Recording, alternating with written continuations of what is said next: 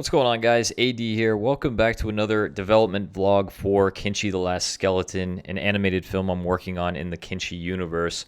I thought it'd be cool to do a tutorial and showing you guys how I actually import characters into IClone, but also this will be really helpful for people that want to create their own fan art for Kenshi, because you'll be able to actually see how I clothe the characters from Kenshi in Blender, and then you'll be able to actually export those characters out to whatever program you want, or if you want to use Blender itself, maybe you'll learn a few more things in the program. So let's go ahead and get started. The first thing that you want to do is actually get the modders pack again with Blender compatibility, download the templates and the plugin so that you can import Kenshi assets into Blender. So with Blender open, we're going to go to File, Open, and we're actually going, File, Import. And we're going to go to Characters. This is going to be in your Kenshi data folder in your Steam library, but we're going to go into Meshes. Stick Person is also known as a Hiver. And we're going to open up the Stick Person 3 mesh because this is the one for Hiver skeletons or Hiver drones. And when you're opening a character mesh, it should come with its own skeleton attached to it. There's an actual template that you can download from the modders pack that I just showed you from that website, from the developer's website, that will allow you to, it'll actually have male and female characters with their own skeletons. So you can basically just import clothing right onto those characters if you want, and go from there. But if you're opening up like a Shek or a Hiver or some other character, it'll usually come with its own skeleton that we can use. Okay, so here is the Hiver drone, and as you can see, it comes with its own skeleton. So there's a skeleton, and then this is the body of the character. We're going to just rename that body for now. Okay, so we've got our character in. The next thing we want to do is texture it, obviously. So first thing you do is go down here to the little globe icon for materials, click new, go down to base color, and then we're going to go to image texture, and then we're going to switch over to the shading tab, and image texture will be down here as a node. So we'll just click open here for image texture, and we're going to go down to characters, let's see, skins, stick person, and we're going to want the stick people head 3 diffuse, I believe. Is that the one? Yeah, that's the you can see the skeleton Hiver head there, and you can see the rest of the texture on him. Now the thing is that we want to actually have 2 textures, because the head is correct because we're using the Hiver drone head texture, but it's also applying itself to the body. And we don't want that. We want an actual Hiver body texture. So the way we can do that is actually go up to the materials panel again. And as you can see, we have one material here. We can rename this material to Hiver head. But then we can also add a new material. So we're going to do the same thing here. Add a new one and go down to base color, image texture. And then we're going to open up another texture here in the, I think it'll be under meshes, or no, bodies. Nope. Skins, stick person, and we want the stick people body diffuse. All right, but nothing happened, right? This is going to be the Hiver body. Okay, so what we need to do is actually, let's go ahead and hide this for now so it's out of our way, hide the skeleton.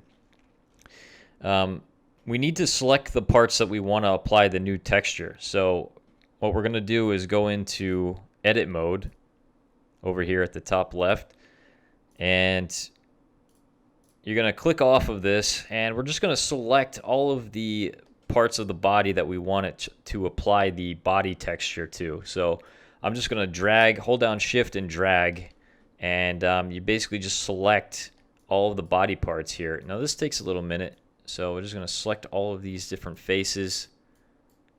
Just go through and select everything. All right, now once we have everything that we want selected, all we need to do is just click Assign over here. With the Hiver body texture selected, click Assign, and as you can see, it just changed. It just changed the texturing here. So now we have the body applied to the body, and we also have the head applied, the head texture applied correctly up here to the head. So it was that easy, basically just selecting all of the faces and changing the texture for the selected faces. So all right, now we have a Hiver here that looks really good so far. And the other thing is that if you really want to use Blender and make your characters look even better, what you can do right off the bat is you can take this node well, actually both the head and body, but we'll do the head first. Take the node from color and drag it down to emission. That'll brighten it up a little bit. And then what you can do is take color and drag it to displacement. And now, look at this. Look how high quality that is now. And we can do the same thing with the body. So select the body over here. Drag this down to emission. Drag this over to displacement. And now you've got a real high quality character already with the displacement map. And it looks sweet. Now, even if I export this out into IClone, it won't look like this. It won't carry over the displacements. But you can see I've kind of messed up the textures there a little bit, I think. Either way, it's fine. But you get the idea, and that's the main thing.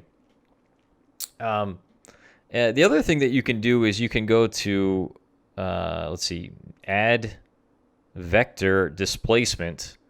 And you can add a displacement node, and instead of having it auto displace or using an auto displacement, you can take this off of displacement, drag the body diffuse over here to displacement, and then drag displacement over here to the material output. And the difference between this is it allows you to use the displacement node to customize it.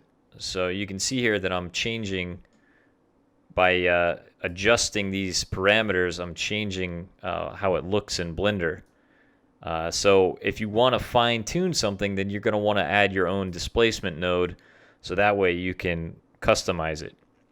But if you don't really care and you like the default, then you don't need the displacement node at all. You can just drag right over to displacement, and you can even take off emission if you want it darker. You can play around with this and just drag into different nodes and see what it does. It's pretty cool. All right, so now what we want to do is add clothing to the character. So let's go ahead and select we want our male skeleton selected. And we'll go to Imports, Ogre Mesh. You got to make sure that Use Selected Skeleton is checked. You want this option checked at all times. Otherwise, the clothing we import is not going to be attached to the character. So we'll go over to, let's see, what kind of clothing do we want? Let's put some mercenary gear on him. There we go, mercenary leather plate male. We'll go ahead and double click that. And there is the mercenary plate. And it's got two pieces to it. Now, the way to check to make sure that it's actually connected to the body correctly is you select the skeleton, go over here to pose mode, then click on one of the nodes and hit the E key or R key. And as you can see, when I drag the arm, the armor is following the arm, and that's what you want. If you didn't do it right and you do this, basically the arm will go right through the armor and it won't be attached. So that's a good check. We've made sure that the armor is attached correctly. So now we need to texture it. So go back here to new again, base color, image texture.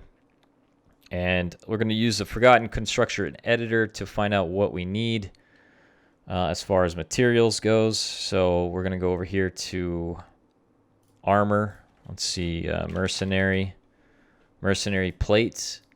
We'll open that up, and then the material is right here, Barbarian Heavy. And it looks like it's using, the texture map is Barbarian D Plane HL. So Barbarian D Plane HL, boom, got it. And then we'll do the same thing over here to the other one. And we've got that textured. And let's see, let's go ahead and add some pants to them. How about the drifter pants? So we'll go back, make sure male skeleton is selected. And yeah, let's put the drifter pants with the light armor. How about that? Okay, there's a drifter pants with the light armor. Go back to the construction editor. And this time we'll go drifter pants. Plated drifter leather pants. That's what we want. And this texture is drifter 2 pants light armor diffuse. So we want drifter 2 pants light armor diffuse right here. And there's the texture applied. Nice. Okay, awesome. And the other thing you can do is add a diffuse as well to the armor if you want. So you can do the same exact thing here. You can drag down to emission if you want, and drag over to displacement. And you can drag down and over. And look, you can see the how the armor kind of like pops out even more. Just makes it even really cool looking. But for now, I think we'll leave that without it. We'll leave the diffuse on character himself. Kind of have to play around with that. Okay, and that's pretty much it. I mean, we can add more stuff if you want. You can add more clothing, but I think just for now, that's a good kind of explains how it works. And so now what I'm going to do is export this character out, and we'll import him into my 3D Exchange software. All right, so in 3D Exchange, we're going to go open, and let's see, we've got Hive Soldier Mercenary, and we'll go ahead and import him in. And this is what he looks like. As you can tell, he's huge. We need to scale him down a little bit so that he fits, the sizing is correct for an actual character. So we got him sized down a little bit. The other thing you can notice is that the textures are a little weird, like it doesn't look correct. So what we can do is actually select the body and all of his armor pieces, and we can go auto smooth, and I have it set to 65, so we'll auto smooth the 65, and as you can see the difference. So you're kind of like smoothing out some of these textures a little bit as they get as you import them into this program. It kind of messes them up a little bit. All right, so now the next thing we want to do is convert to non-standard character. This is an IClone thing that you have to do before you're basically getting the character ready to be imported into IClone so that it can be animated. So to do that, we have to convert to a non-standard character because it's not an IClone generated character. And we need to actually create a T-pose, because if you don't create a T-pose and you try to convert the character, look what happens to them. Their arms and legs are all flailing around and stuff like that. So what you need to do is select the upper arms and rotate them into a T-pose. Just like that. And now when we go back to convert this character and preview it, you can see that the animation is correctly playing with his arms and legs, doing what they should be doing. So it's pretty cool. This program has a nice little way to tell before you import a character to make sure that everything is working correctly. So we'll go ahead and convert that and export them into IClone.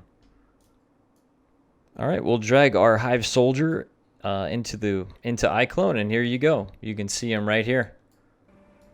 And he's a fully fleshed out character that we can animate. We can also apply a different shader to him to make him pop out even more. So that's really awesome. And I can actually apply a motion. Let me see. Got a bunch of different animations here. Got different stuff, but you can basically apply pretty much anything. Yeah, got a couple different ones there.